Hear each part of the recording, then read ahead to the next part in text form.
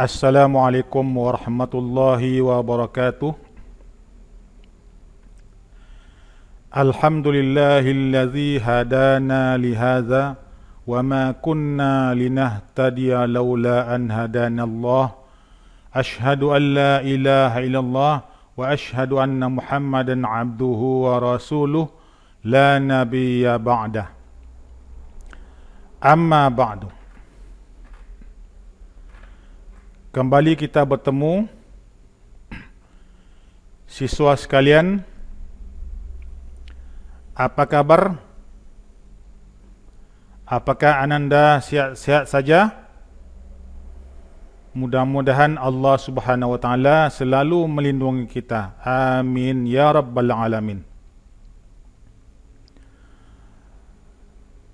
Pada pertemuan kali ini kita akan membahas lanjutan materi kita minggu yang lalu, yaitu strategi dakwah Rasulullah sallallahu alaihi wasallam di Mekah.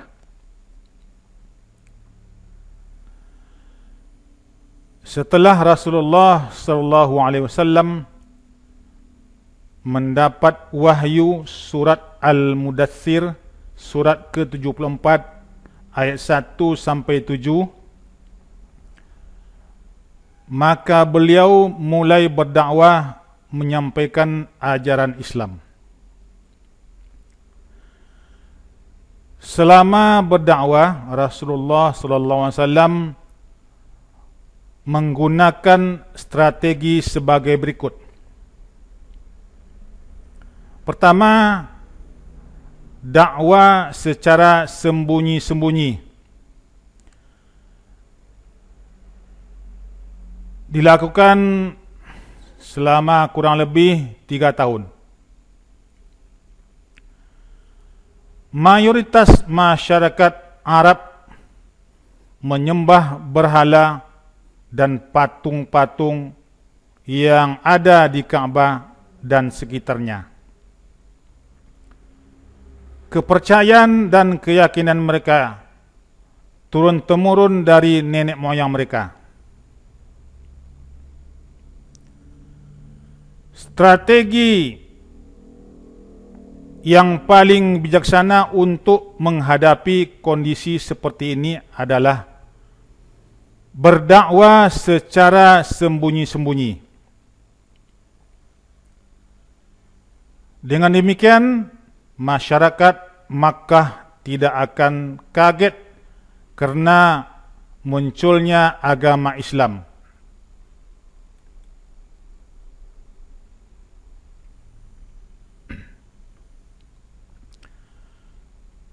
Kondisi seperti ini mengakibatkan tujuan dakwah guna menyampaikan ajaran tauhid terhambat, sebab resiko penolakan terhadap ajaran Islam semakin tinggi. Mengingat selama bertahun-tahun mereka menyembah berhala. Pada mulanya Rasulullah sallallahu alaihi wasallam menyampaikan ajaran Islam kepada anggota keluarga, sahabat dan orang-orang yang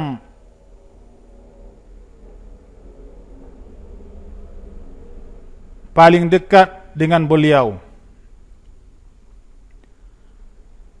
Mereka ini sangat mengenal kepribadian Nabi Muhammad sallallahu alaihi wasallam sebagai pribadi yang jujur, mencintai kebajikan dan kebenaran, serta kelurusan akhlak beliau. Demikian pula sebaliknya, Rasulullah sallallahu alaihi wasallam juga mengenal mereka dengan baik. Mereka langsung menerima ajaran Islam dari Rasulullah sallallahu alaihi wasallam karena mereka yakin kejujuran dan keagungan akhlak Nabi Muhammad sallallahu alaihi wasallam serta meyakini kebenaran ajaran yang beliau sampaikan. Dakwah secara sembunyi-sembunyi berhasil mengislamkan Khadijah, Abu Bakar Siddiq, Ali bin Abi Thalib, Zaid bin Harisah, Utsman bin Affan, Zubair bin Awam, Sa'ad bin Abi Waqqas, Abdurrahman bin Auf, Talhah bin Ubaidillah, Abu Ubaidillah bin Jarrah, Arqam bin Arqam, Fatimah binti Khattab beserta suaminya Sa'id bin Zaid al-Adawi.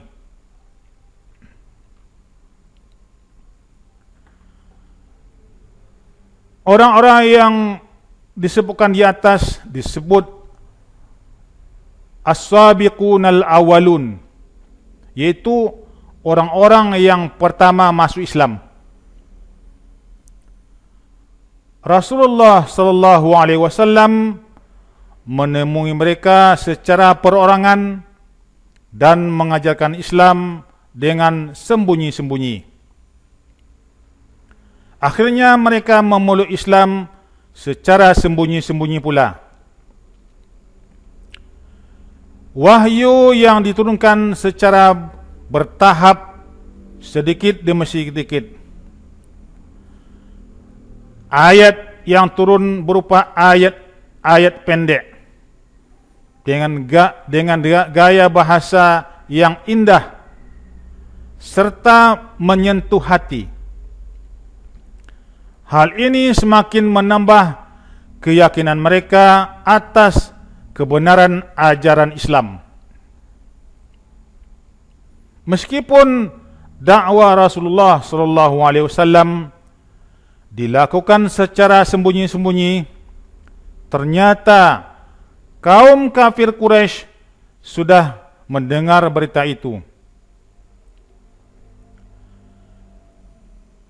Pada mulanya kaum kafir Quraisy tidak mempedulikannya.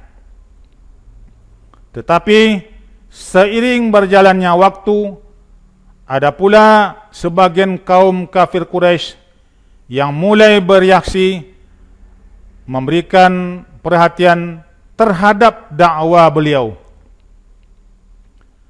Mereka khawatir terhadap pengaruh dakwah Rasulullah SAW akan semakin memudarnya pengaruh dan kekuasaan orang-orang Quraisy. Selama kurang lebih 3 tahun berdakwah sembunyi-sembunyi, telah terbentuk komunitas mukmin saling bersaudara, menguatkan, tolong-menolong, dan saling membantu. Rasulullah sallallahu alaihi wasallam terus berdakwah menyampaikan ajaran Islam hingga turun wahyu yang memerintahkan Rasulullah sallallahu alaihi wasallam supaya berdakwah terbuka kepada kaumnya. Berkenaan dengan tahap pertama dakwah Rasulullah sallallahu alaihi wasallam ini, hikmah yang dapat dipetik adalah perlunya perancangan yang matang dalam berdakwah dan mengambil langkah-langkah praktis dan efektif untuk membangun komunitas yang solid. Dengan berdakwah pada orang yang pasti akan menerimanya. Berikutnya, dakwah secara terang-terangan selama kurang lebih 10 tahun. Allah Subhanahu wa taala menurunkan wahyu Quran surat Al-Hijr surat ke-15 ayat 94 yang berbunyi, Fasda' bima tu'mar wa arid 'anil musyrikin. Maka sampaikanlah Muhammad secara terang-terangan segala apa yang diperintahkan kepadamu, dan berpalinglah dari orang yang musyrik. Turunnya ayat di atas memberikan isyarat bahwa dakwah yang dilakukan Nabi Muhammad SAW berserta para sahabatnya akan menghadapi hambatan dari kaum kafir Quraisy. Dengan demikian Rasulullah SAW dan para sahabatnya sudah mempersiapkan diri guna menghadapi segala risiko. Setelah turun ayat tersebut, Rasulullah SAW mengundang tokoh-tokoh penting dari kafir Quraisy. Mereka hadir memenuhi undang tersebut dan terjadi dialog antara Nabi Muhammad SAW dengan mereka. Rasulullah SAW menyampaikan ajaran Islam yang mulia kepada mereka. Pada akhirnya pertemuan tersebut, mereka mengingkari segala apa yang disampaikan oleh Rasulullah SAW, kecuali paman Nabi Muhammad SAW, yaitu Abu Talib. Abu Talib sangat menyayangi Nabi Muhammad SAW dan menyatakan bahwa selama masih hidup dia akan melindungi Rasulullah SAW. Setelah turun Quran surat Al-Hijr ayat 94, Rasulullah SAW mulai intensif berdakwah secara terang-terangan. Rasulullah SAW merasa lebih mantap untuk berdakwah karena mendapat dukungan dan perlindungan dari Abu Talib. Rasulullah SAW mengumpulkan penduduk Makkah di Bukit Safa. Tampak yang hadir adalah tokoh-tokoh kafir Quraisy seperti Abu Lahab, Abu Jahal, dan Umar bin Khattab. Ketika Nabi Muhammad SAW mulai menyampaikan ajaran Islam kepada mereka, Nabi Muhammad SAW mendapat perlakuan kasar dan hinaan dari mereka. Apakah dakwah Nabi Muhammad SAW tidak berhasil? Dakwah tersebut tetap ada hasilnya, yaitu beberapa orang dari golongan lemah seperti budak dan orang-orang miskin menjadi pemeluk Islam. Dakwah mulai gencar dilakukan oleh Rasulullah SAW hingga bergema ke seluruh wilayah kota Makkah. Rasulullah SAW bangkit berdakwah melawan segala kemusyrikan dan segala bentuk penyembahan kepada selainnya. Rasulullah SAW dengan tegas menyatakan bahwa siapa saja yang menyembah berhala dan menjadikannya penolong, sungguh mereka berada dalam kesesatan yang nyata.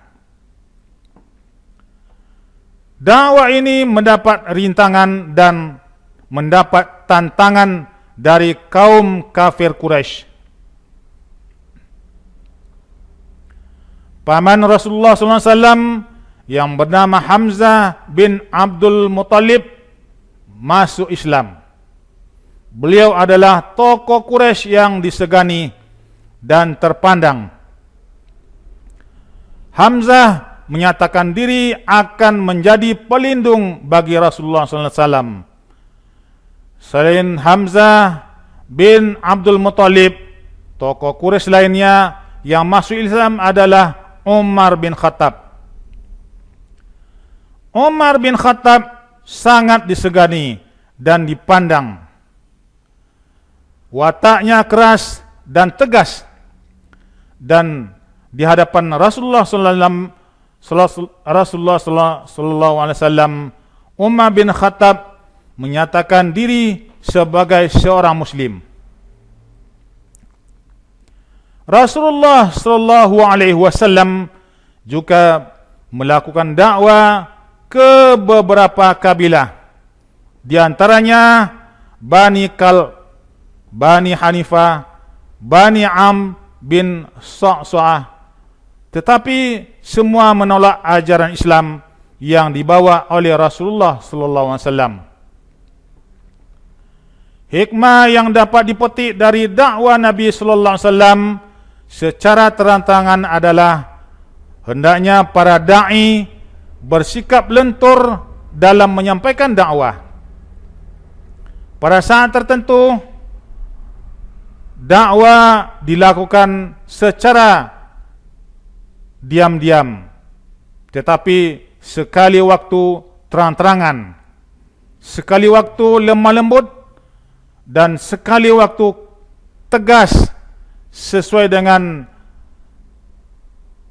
tuntutan situasi dan kondisi pada zamannya. Selanjutnya, reaksi kaum kafir Quraisy. Kaum kafir Quraisy menolak dan menentang ajaran Islam yang dibawa oleh Rasulullah SAW.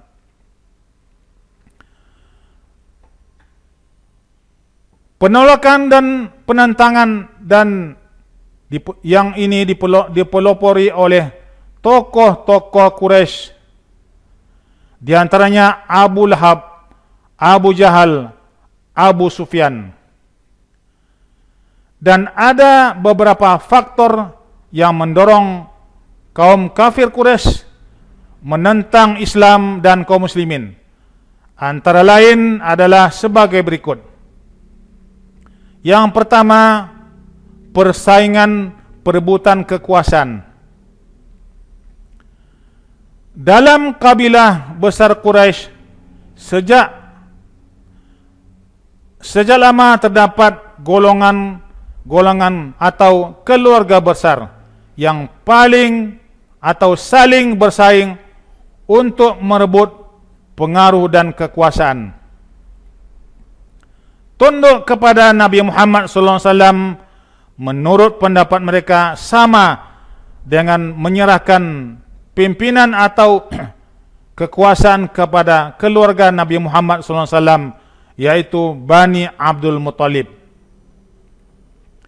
Yang kedua, persamaan hak dan derajat. Orang Quraisy memandang diri mereka lebih mulia dan lebih tinggi dibandingkan dengan golongan bangsa Arab lainnya. Sedangkan agama Islam memandang semua manusia itu memiliki hak dan derajat yang sama di hadapan Allah Subhanahu wa taala. Oleh karena itu, orang Quraisy enggan masuk Islam, yang menurut anggapan mereka akan menurunkan martabat dan merugikan kedudukan mereka. Mereka takut jika kedudukan mereka yang semula begitu dihormati dan disegani akan menjadi tersaingi oleh kekuatan Islam. Yang ketiga, taklid kepada nenek moyang. Semua adat istiadat, kepercayaan dan upacara-upacara keagamaan mereka dapatkan secara turun-temurun dari nenek moyang mereka. Mereka memegangi kepercayaan tersebut dengan sangat kuat dan membabi buta. Orang Quraisy berpendapat bahwa agama dan kepercayaan tersebut yang telah mereka anut sudah cukup bagi mereka dan tidak perlu ajaran agama baru. Penentangan dan penolakan orang-orang Quraisy semakin menjadi-jadi.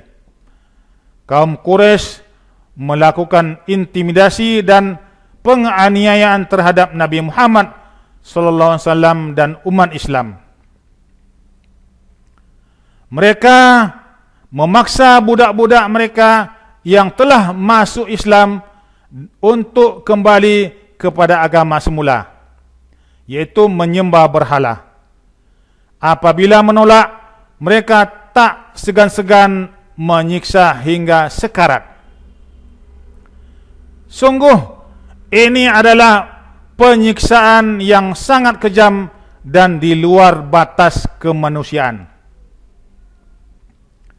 Terhadap Nabi Muhammad SAW, kaum kafir Quraisy juga sangat kejam. Di antaranya adalah yang dilakukan oleh beberapa orang berikut ini.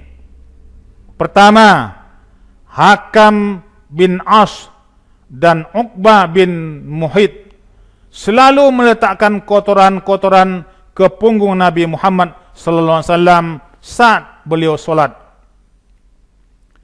Kedua, Ummu Jamil, yaitu istri Abu Lahab, sering meletakkan duri-duri di depan pintu rumah Rasulullah SAW supaya beliau kesakitan terkena duri tersebut. Nabi Muhammad SAW pernah dipukul saat beliau berada di masjid. Rasulullah SAW pernah dicaci maki dan dilempari batu oleh para pemuda Taif ketika berdakwah di daerah tersebut. Kaum kafir Quraisy juga melakukan pemboikotan terhadap Nabi Muhammad SAW dan umat Islam. Kaum kafir Quraisy melarang anggota kelompoknya untuk pertama berbicara dengan orang Islam, kedua melakukan jual beli dengan orang Islam, ketiga menikah dengan orang Islam. Pemboikotan ini berlangsung selama 3 tahun. Sebagai akibatnya, dalam kurun waktu itu umat Islam sangat menderita. Dalam penderitaan dan kesedihan tersebut, Nabi Muhammad SAW tetap bersabar dan tabah dan yakin akan mendapat pertolongan dari Allah Subhanahu wa taala. Hikmah yang dapat dipetik dari intimidasi yang dilakukan kafir Quraisy adalah bahwa kewajiban seorang muslim tetap berpegang teguh pada ajaran Islam dan membangun masyarakat Islam yang baik. Untuk terciptanya semua itu harus menempuh jalan yang sulit, menghadapi segala bahaya, serta mengorbankan waktu, tenaga, harta, dan nyawa. Seandainya Allah Subhanahu wa taala berkehendak, tentu saja sangat mudah baginya mewujudkan komunitas Islam yang adil, makmur, dan sejahtera setelah menyatakan beriman kepadanya. Dengan demikian, apapun yang dialami oleh para da'i yang menegakkan panji-panji Islam merupakan sunnah ilahi. Bila mendapat kesulitan, tetaplah optimis, karena seseorang dapat merasakan kebahagiaan bila pernah mengalami penderitaan dan kesulitan. Penyebab keberhasilan dakwah Nabi Muhammad SAW. Rasulullah SAW berdakwah di Makkah dengan perjuangan yang luar biasa, gigih dan tidak kenal putus asa. Meskipun menghadapi hambatan, penganiayaan, dan pengisian dari kaum kafir Quraisy, Rasulullah SAW tetap sabar dan tabah menghadapinya. Berikut adalah penyebab keberhasilan perjuangan Rasulullah SAW di kota Makkah. Pertama, berakhlak mulia. Kedua, memiliki analisa sosial yang cerdas. Ketiga, memiliki niat yang kuat. Keempat, penuh kasih sayang. Kelima, menyampaikan kebenaran. Keenam, menggunakan strategi yang tepat. Berikutnya, hikmah dakwah Rasulullah SAW di Makkah. Hikmah yang dapat diperoleh dari sejarah dakwah Rasulullah SAW di Makkah antara lain sebagai berikut. Pertama, menumbuhkan keyakinan bahwa Allah Subhanahu wa taala pasti akan menolong hambanya yang sabar, tabah, dan memiliki semangat tinggi dalam berdakwah. Kedua, meyakini bahwa semua hidayah datangnya dari Allah Subhanahu wa taala. Sementara itu Rasulullah SAW hanya bertugas menyampaikan risalah. Ketiga, Islam mengajarkan persamaan hak dan derajat bagi semua manusia. Setiap orang memiliki kedudukan yang sama di sisi Allah Subhanahu wa taala. Hanya ketakwaannya lah yang menjadi ukuran kemuliaan di hadapan Allah Subhanahu wa taala. Keempat, setiap perjuangan dakwah membutuhkan pengorbanan. Rasulullah SAW dan para sahabat telah mengorbankan harta benda dan jiwa untuk menegakkan ajaran Islam. Khulasah atau simpulan. Pertama, kota Makkah merupakan kota terpenting dan terkenal di Jazirah Arab karena dilalui jalur perdagangan, karena di sana ada Ka'bah sebagai pusat keagamaan.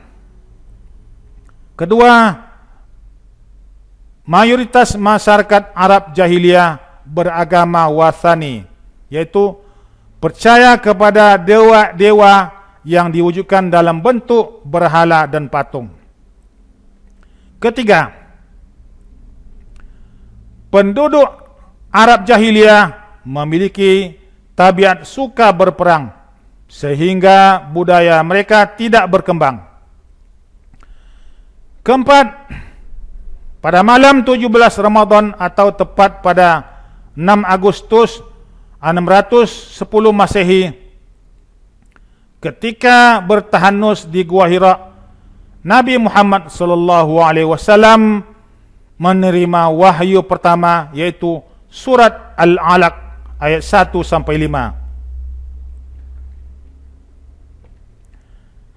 Kelima, substansi dakwah Rasulullah SAW di Makkah adalah tauhid kepada Allah Subhanahu wa taala, memperbaiki akhlak masyarakat Makkah, menegakkan keadilan dan persamaan derajat, mengajarkan adanya hari kiamat. Keenam, dakwah Rasulullah SAW di Makkah adalah dengan cara sembunyi-sembunyi selama 3 tahun dan secara terang-terangan selama 10 tahun. Ketujuh, faktor-faktor yang mendorong kaum kafir Quraisy menentang Islam dan kaum muslimin antara lain persaingan perebutan kekuasaan, ajaran Islam tentang persamaan hak dan derajat dan taklid kepada nenek moyang.